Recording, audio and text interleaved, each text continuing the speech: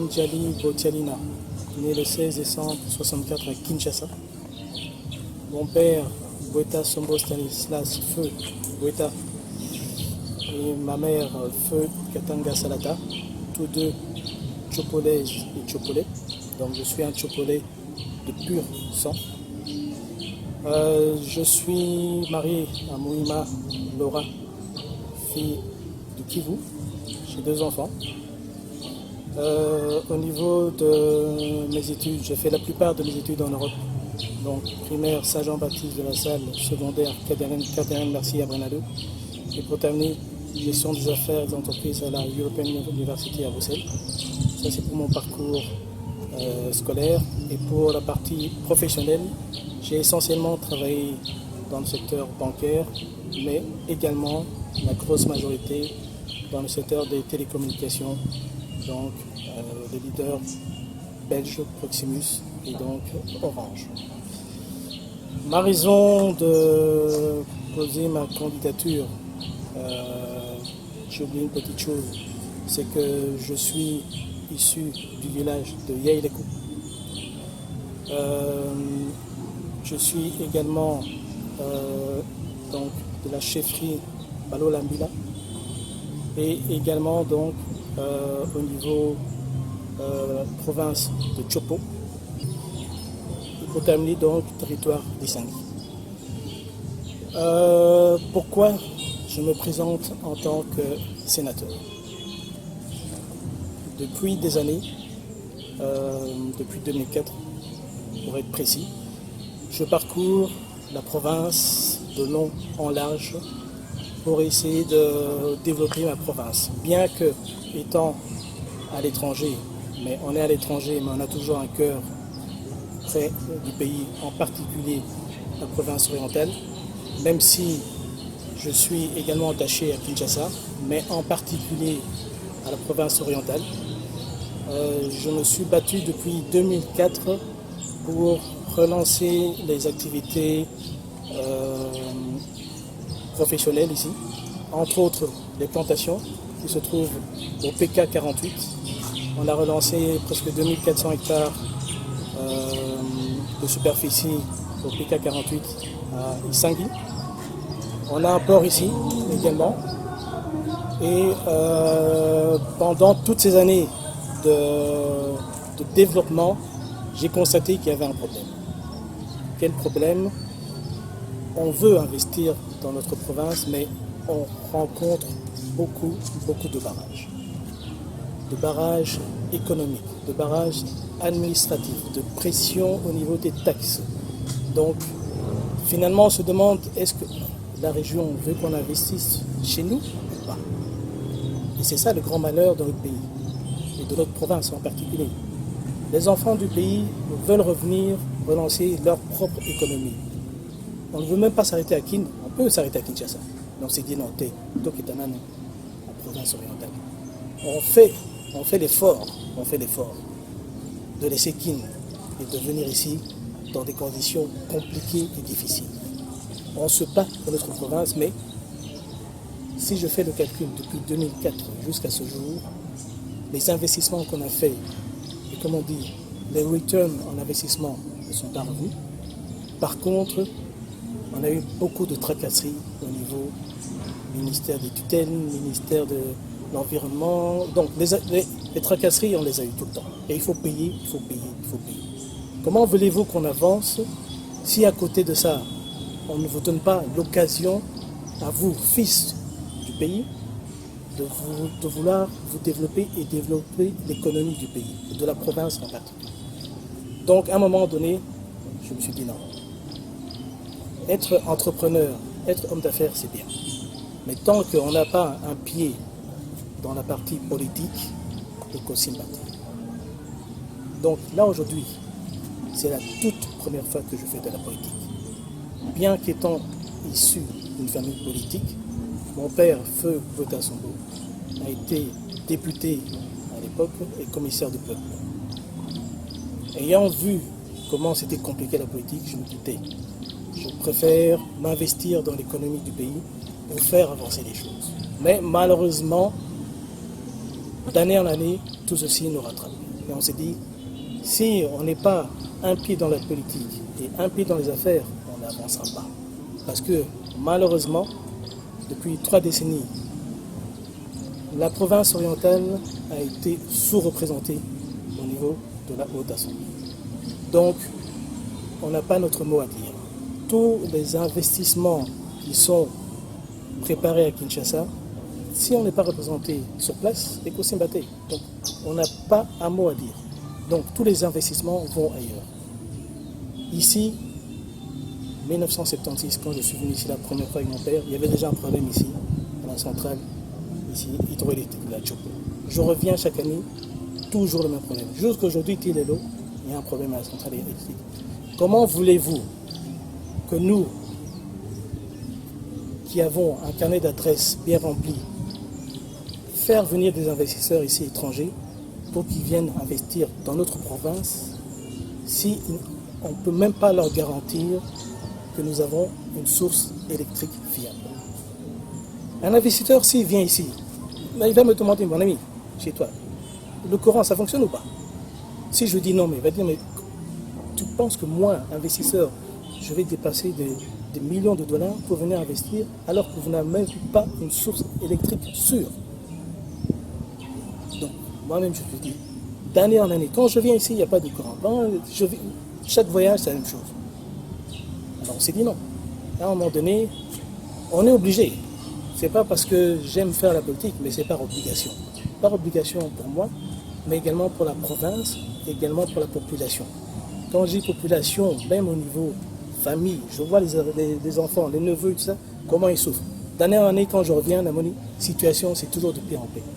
Scolarité, on ne sait pas payer, les soins, ça ne va pas. Donc, on s'est dit non, on va aller, au lieu d'être spectateur de la scène politique, on va devenir acteur, en espérant que les députés qui vont voter ce 29 me feront confiance en votant le numéro 29 que je suis. Donc le lundi 29, je demande aux députés de voter le numéro 29 que je suis, Yuda Djali.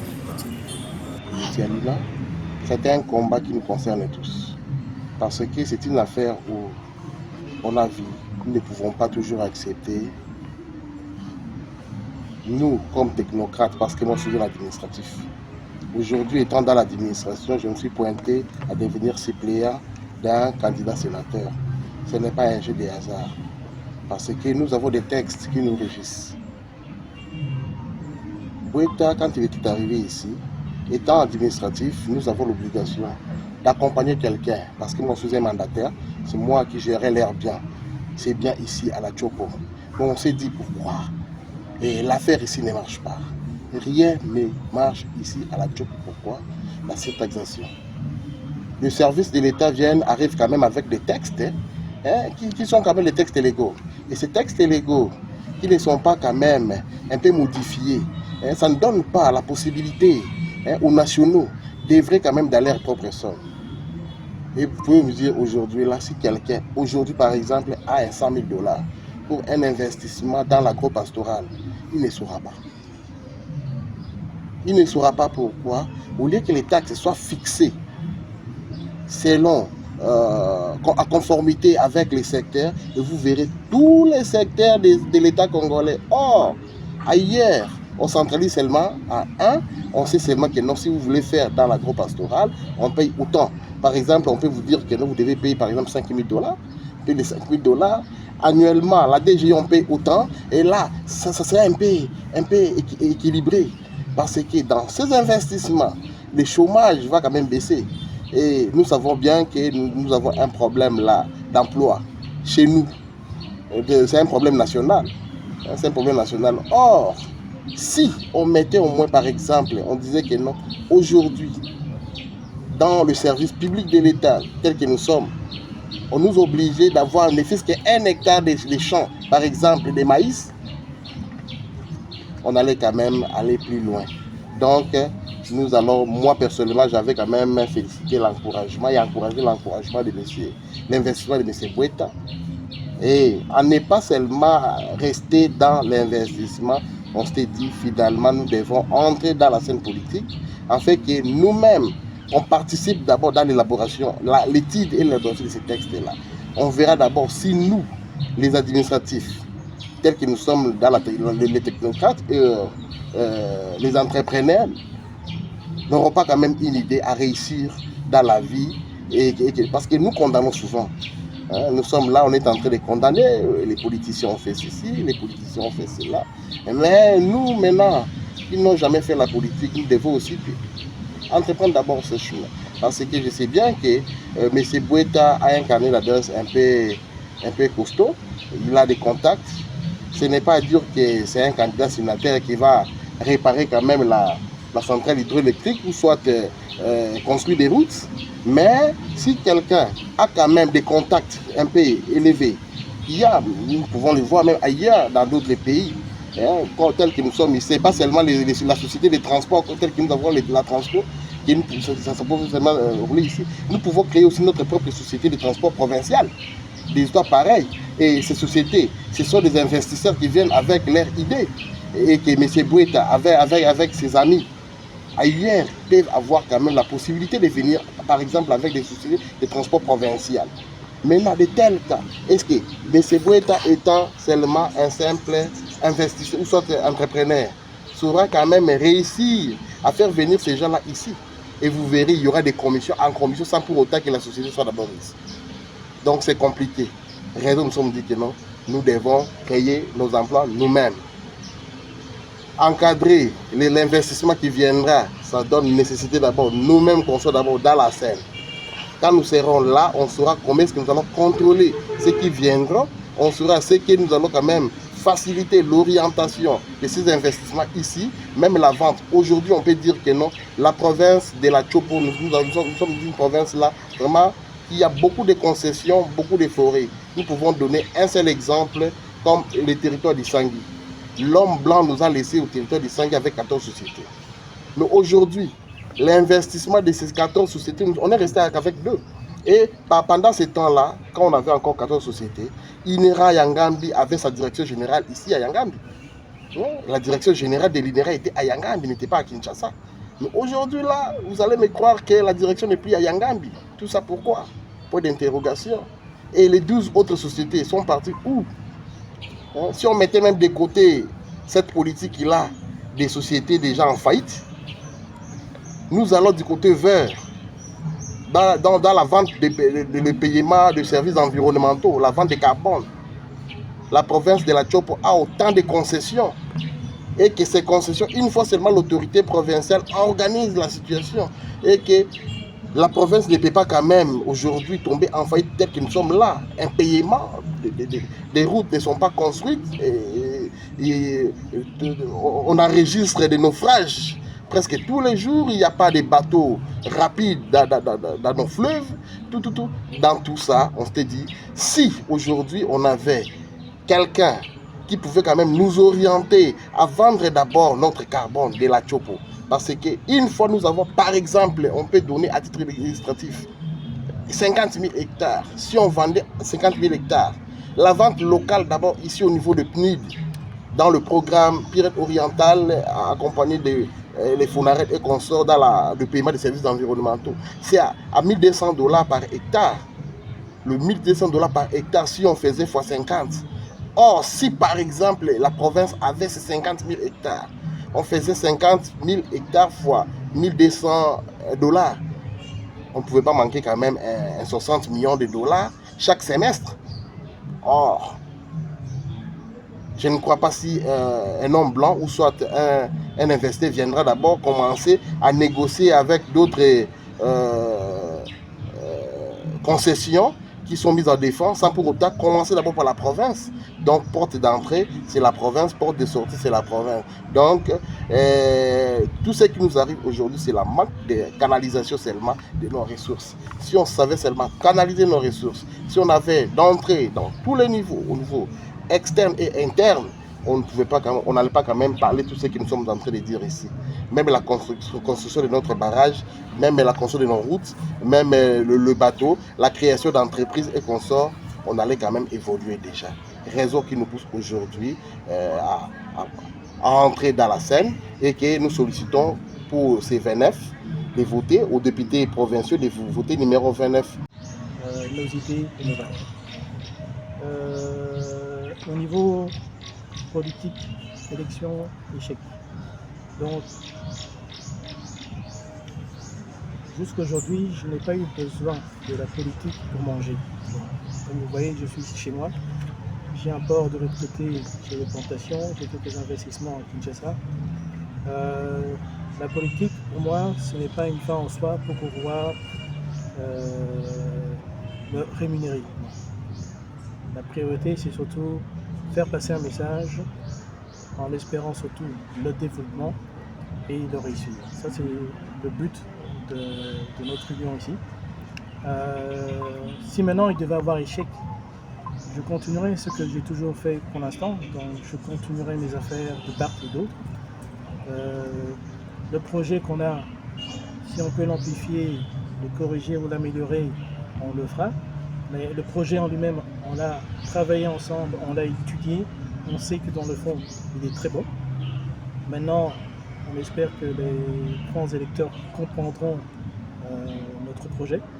Mais je ne vois pas pourquoi il pourrait y avoir échec à ce niveau-là, parce que c'est dans l'intérêt du développement de notre province et dans l'intérêt de la population. Donc s'il y a échec, ça sera vraiment dommage, mais bon, comme vous dites, il peut y avoir aussi échec. Mais on reste positif de toute façon, puisque jusqu'à aujourd'hui, on a toujours continué à travailler dans ce sens. Et bon, comme on a dit, hein, c'est un challenge. C'est un challenge. On aurait pu rester justement, on aurait pu rester dans nos affaires tranquillement. Moi, j'aurais pu rester en Europe comme je voulais, ou bien à Kinshasa. Mais je me suis dit non. À un moment donné, ayons le courage. Laissons la famille, laissons tout ce qu'il y a à Kinshasa. Venons ici dans la province justement pour contribuer au développement de la province. Donc, on prend le temps de venir parce qu'on sait que derrière, on a un message à faire passer et on espère fortement que enfin le développement de la province va pouvoir enfin se faire. Donc voilà, pour répondre à votre question. Nous allons demander seulement aux grands électeurs, aux députés provinciaux de la Chopo, de voter utile. Mieux vaut qu'un choix.